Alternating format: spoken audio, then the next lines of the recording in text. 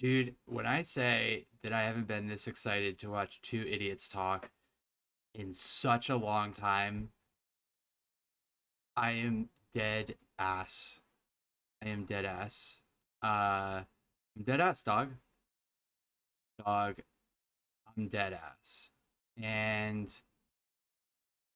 boy, is it quite the duo here.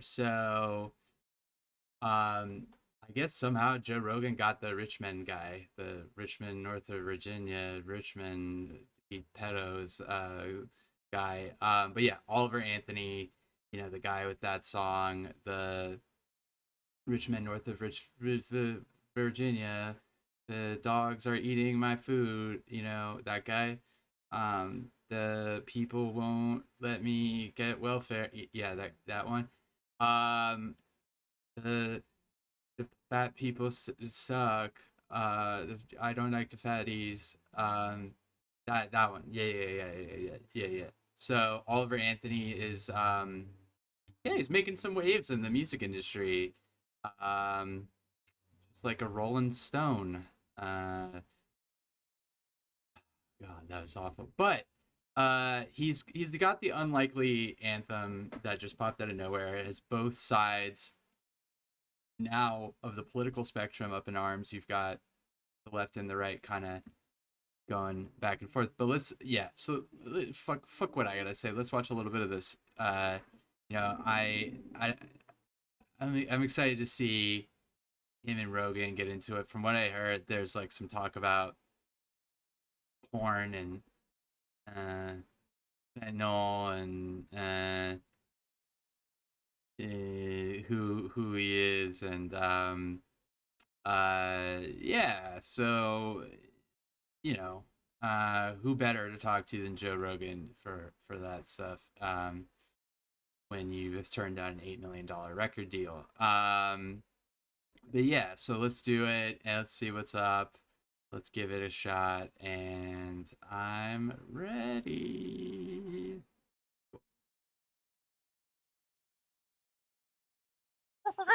The Joe Rogan Experience.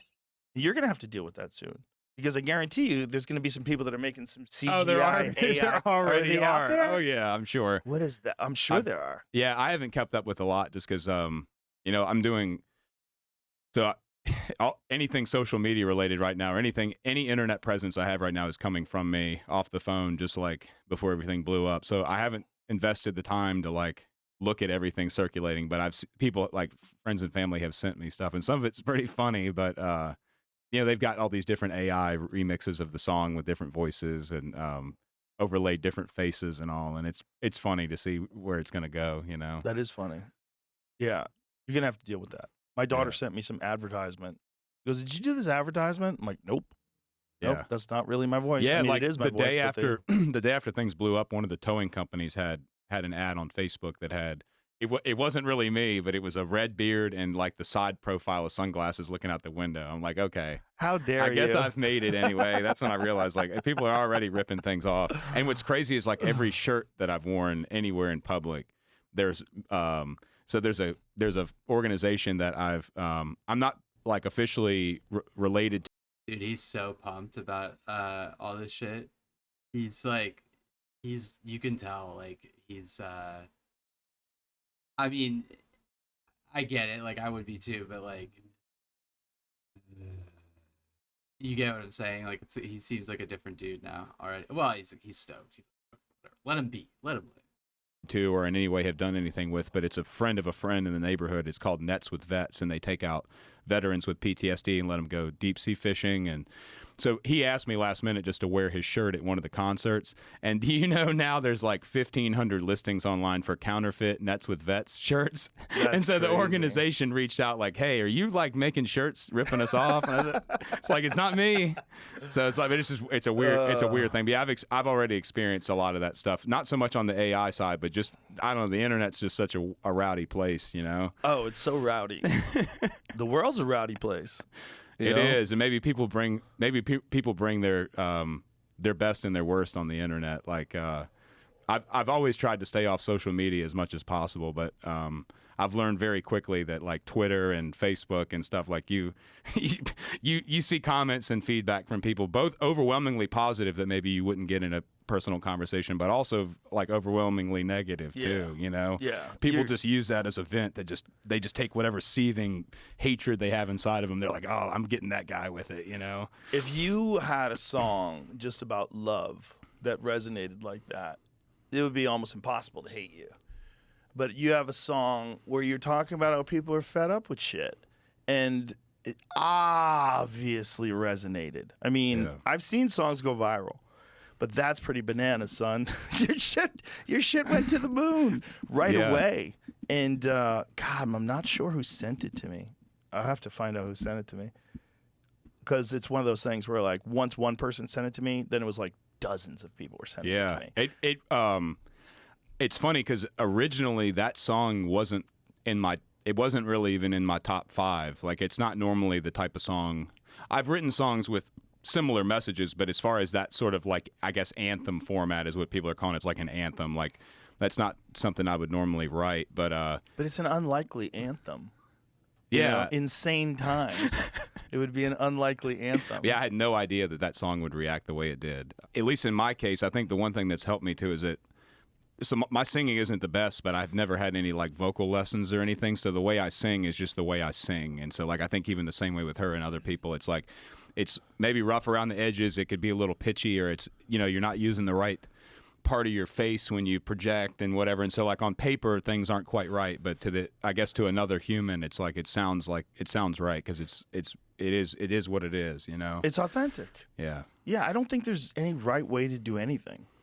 I mean, it's like you see it in everything. Sorry if I'm not talking. I'm just kind of studying this guy. I'm trying to understand him. You know, I mean, he's blown up. You know, he's the first guy on like the alt-right. We thought, but take away what he said recently, like just it blew up because of the alt-right. So that's my point. Like, he's the first guy on the alt-right to like really, it seems like, have a #1 song, and I don't know, ever. But yeah, it's a fascinating like case study on the intersection of art and politics. And you know, he's had a lot to deal with in the last week or two, so it's cool to see him talk. Anyways, there's a person who violates the rules, and they're the best at it. and then the rules almost morph into whatever that is. Like, it's funny, like with music. Yeah, music has, country in particular, but music in general has gotten way too wrapped up in like this algorithm of how many beats per minute it needs to have, and how many verses, and how they need to be layered. And it's like they've almost created this sort of like industry standard, like OSHA rule book of how music needs to be performed. And so like, you can only do that so many thousands of times before people are like, okay, what else is there, you know? Well, people like that too. That's the thing. There's a lot of damn people. There's a lot of people. The problem, I think, with a lot of people is they want you to like what they like. And if you don't like what they like, what you like sucks. It's funny like that, man. We're so tribal. We are tribal with our cell phones. You know, we're an Android or PC. You know, Android people brands, have to stick together. It's like we're so weird. We're so weird. But we're like that with our musical taste. We're like that with our cultural sensitivities, or our cultural sensibilities, rather. Like the way we feel about life and how life should be. We want everybody to kind of think along the ways that we think. It's very strange. And when a person like yourself gets labeled a right-wing, left-wing fanatic, like right out of the gate, both in like a week and a half, then yeah, at least. Dude, that's awesome that they're talking about it. I don't know. He seems kind of cool to me, guys. Like, I don't know where the like shitting on him is coming from, but he seems kind of cool. Whatever. At least I know I'm doing something right. Like, to me, yeah, they're looking for your Biden campaign contributions now. They're going through your fucking taxes. The whole thing is so bonkers, man. Like, can't they just It is a whole new level of internet madness, though. accept that you made a great song and people enjoy it? Yeah. Why does it why do people have to attack Well, it? I think it's just for whatever reason I'm the subject matter the last couple weeks, and in everyone's defense, I probably haven't. I've waited for this opportunity, I guess, to really have a real conversation with somebody about whatever it is I am. So people are just trying to find who's this Oliver Anthony guy, and what is he, and where does he work, and who did he vote for, and what's his family like, and yada, because they want to sort of build this image of whatever it is that the person behind the song represents, for better or for worse. Right. The people who agree with it want to, I don't know. It's really funny to watch on my end, because obviously I know what's true and what's not, and so like just even what I've skimmed through of people sending me like like singing at the Super Bowl, like how many people have formed an opinion about whether or not I should be paid to sing at the Super Bowl. Like, I'm not singing at the Super Bowl. That's just somebody made up.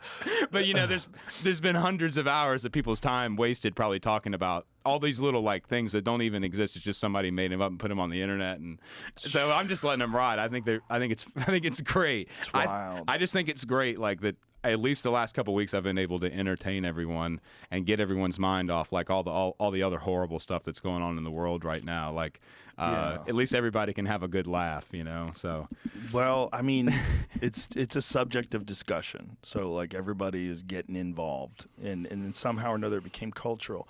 And then there was Dwight from The Office. Oh yeah, He chimed in that if he was going to write a cultural anthem, what did he say? Something like he wouldn't write about overweight people on welfare. He would write about billionaires and their taxes. Yeah. There is nothing funnier than millionaires talking shit about billionaires. There is nothing funnier about millionaires pretending these billionaires are out of touch. Oh yeah. And then, take Dwight from The Office down to West Virginia.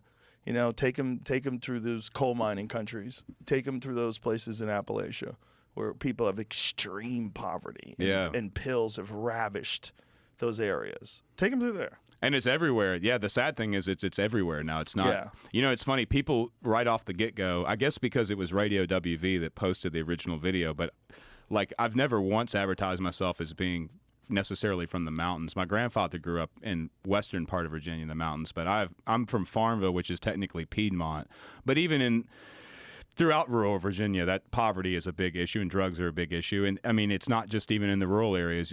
You go into downtown Richmond or any downtown anywhere for that matter. It's almost like these problems exist everywhere now and I mean, obviously they are, because that's why the song resonated the way it did. The problem for me was I knew that I needed to do this. Like, I knew I needed to.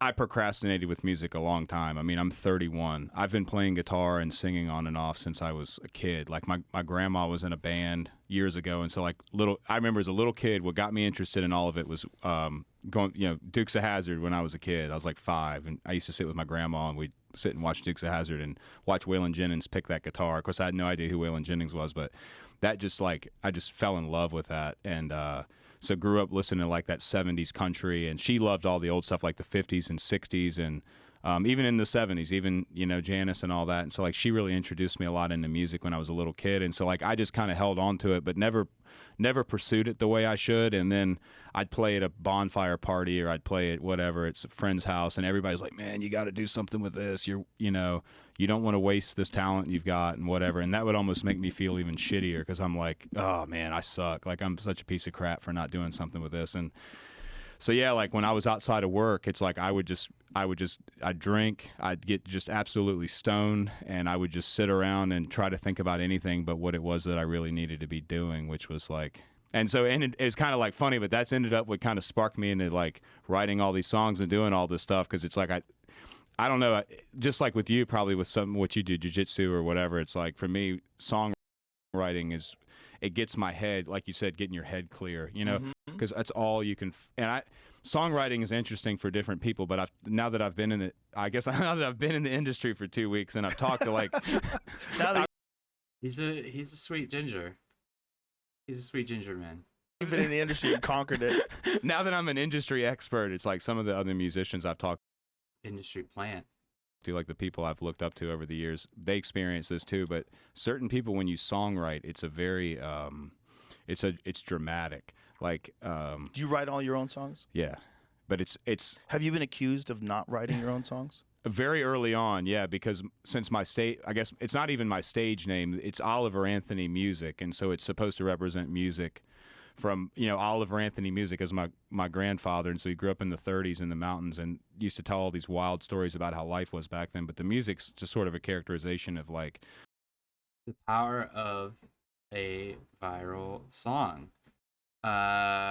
He's kind of like 6'9", kinda, you know, for the right wing fucks. But yeah, it's funny how people formed all these opinions about him, though. I'll say that. that period in time and those people, and that's so yeah. When So your real name is not Oliver? Christopher Anthony Lunsford is my real legal name, and so that's what's on like if you look up the Why songwriting. did you decide to sing as Oliver Anthony? Just in Well, it's like I said, I just had the YouTube channel listed as Oliver Anthony Music, just because like that's sort of the demeanor or the, like I said, the character I was like that older Virginia style music. Like if you look. What? That doesn't make any sense to me. What the fuck is he saying? He changed his name because it sounds more. The YouTube channel listed as Oliver Anthony Music, just because like that's sort of the demeanor or the, like I said, the character I was like that older Virginia style music. Like if you go on YouTube and you look up that type of music from back then, like those old recordings of people, like that's what I just love, that type of stuff. Do you think you're gonna keep that name?